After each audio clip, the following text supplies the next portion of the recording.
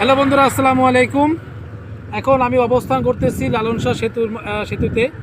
আমরা দেখতে পাচ্ছি যে বাম দিকে আমার পারমাণবিক কেন্দ্র রূপপুর। কেউ বলে এটা অবস্থিত রয়েছে পাবনা ঈশ্বরদীর ভিতরে, আবার অনেকে বলে কুষ্টিয়ার ভিতরে। তো আমি সঠিক আসলে কোনটা সঠিক বলবো, মনে হয় এটা ঈশ্বরদীর ভিতরেই পড়েছে। এই দেখতে পাচ্ছেন যে রূপপুর পারমাণবিক কেন্দ্র বিশাল। এখানে আসলাম ঘুরতে, এসে ভালোই লাগলো। এখানে চারিদিকে পরিবেশটাও অনেক সুন্দর রাত্রেবেলা। এবং আমার এই যে বড় বাইরে নিয়ে আসলাম। ভিডিওটি আসলে কেমন লাগলো, এই যে দেখছেন ব্রিজের উপরে দাঁড়ানো, এদিক থেকে আসছি আমি পাবনা ঈশ্বরদী থেকে। এদিকে যাবে হচ্ছে যে লালন শাহ।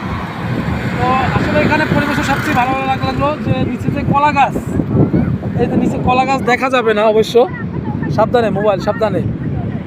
এই যে কলা গাছ দেখা গেছে রাত্রেবেলা, হ্যাঁ। আর এটা দৃশ্য অনেক সুন্দর। ধন্যবাদ এই উদ্যোক্তাকে। আল্লাহ হাফেজ।